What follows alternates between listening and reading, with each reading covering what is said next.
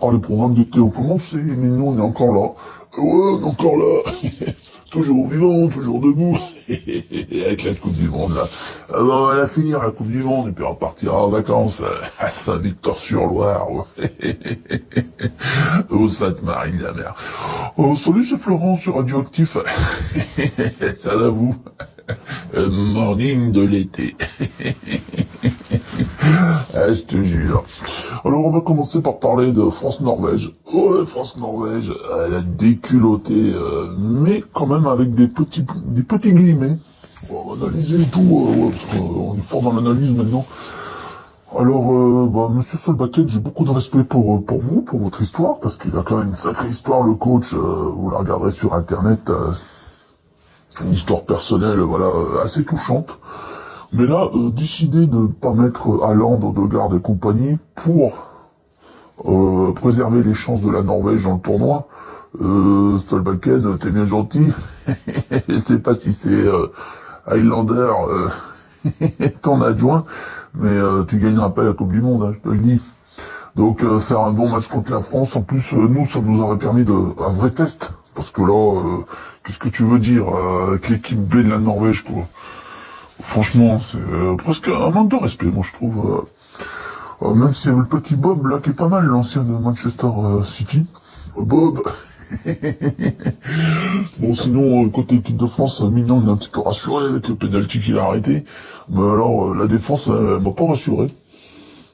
Je ne comprends pas Jules Koundé. Tout le monde voit ses limites, tout ça, et on a essayé personne pendant le reste de l'année. Le seul qui est en doublure, c'est Malo Gusto. Qui va signer à Manchester City, c'est possible, ouais, tout arrive, mais c'est pas non plus l'agence touriste. C'est vraiment la dernière chance, au grand moment. Et puis alors à gauche, Théo Hernandez, c'est, voilà, tu signes en Arabie Saoudite, tu perds tout, tu perds toutes les qualités du haut niveau. J'ai rien contre l'Arabie Saoudite, mais c'est la réalité. Et puis la Croix, bon, c'est pas Saliba, et on espère que son dos va tenir. Il y a Konaté qui est rentré en fin de match, il devait avoir les boules. Sinon, milieu de terrain, Tchouaméni, moi je me pose beaucoup de questions quand même. C'est un joueur du Real Madrid, mais des moments, je sais pas ce qu'il a. Il veut jouer en défense centrale. Et il se colle aux deux défenseurs. Je pense que c'est pour aider, ça part d'une bonne volonté. Mais du coup, il laisse Rabiot vraiment tout seul. Dembélé, rien à dire, un triplé. On m'enlèvera pas de la tête que Olysée, Dembélé avant-centre et Mbappé à gauche, c'est la vraie position de l'équipe de France. Et que peut-être dans le tournoi, on finira par y arriver. Après tout, il reste des matchs, on est qu'en 6e. Donc voilà, Cherki a fait une rentrée comme l'autre fois un petit peu inutile. Désiré Doué a marqué, mais entre Doué et Barcola, voilà, on sent que la saison avec le Paris Saint-Germain a été longue et tout ça. Donc voilà l'analyse, on va jouer la Suède, on va tous les faire là. La Suède, il faut pas les prendre pour la Norvège, quoi, faut en faire attention. C'est pas non plus des fous d'autre guerre, je pense que normalement ça devrait passer. Sinon, Messi a encore marqué. Ronaldo, il a fait le mariole parce qu'il a marqué contre l'Ouzbékistan. Ronaldo, pas Romario. Alors, il faut que tu t'arrêtes, Cristiano. Tu vois bien que ça va pas. T'es pas Messi, hein. Messi qui a mis un pauvre coup franc, là. Mais enfin, il était cadré, donc bravo. Super joueur, voilà. On a compris que je préfère Messi à Ronaldo.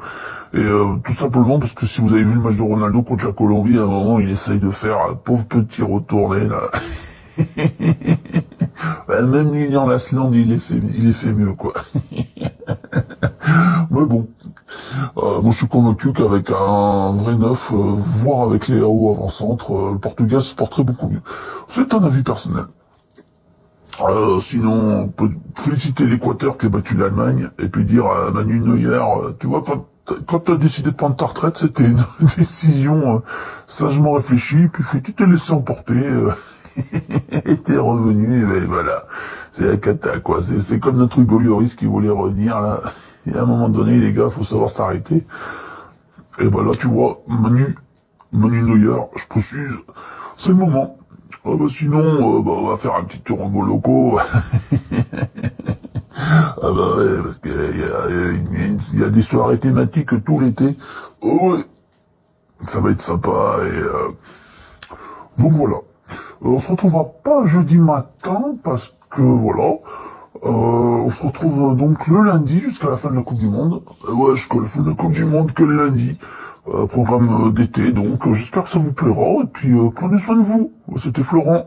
On parlera pas de Saint-Étienne. Allez, vite fait, Mangala, entraîneur adjoint. Alors moi je trouve que c'est une super idée et tant qu'à faire, bon il y a peut-être pas les diplômes. À la longue, peut-être que ça serait pas mal d'avoir un type comme ça comme entraîneur. Même s'il a pas d'expérience, il a l'exigence du haut niveau, il a connu Manchester City, Porto et tout ça.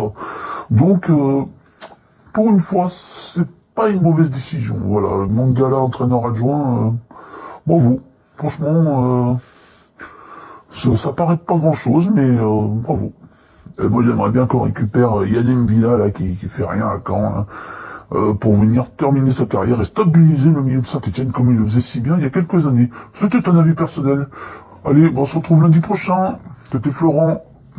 Salut. Ah bah oui, attends, il n'y a plus Koh-Lanta. Le suspense de fou. Et Cynthia.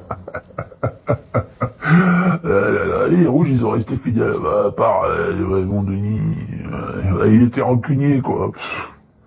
Ah bah ouais, bah attends, avec ses stratégies à la noix. Oh, j'ai pas coupé le micro, c'est pas vrai. Bip, bip, bip, bip, bip, bip, bip. Vous avez vu, hein, il y a des censures.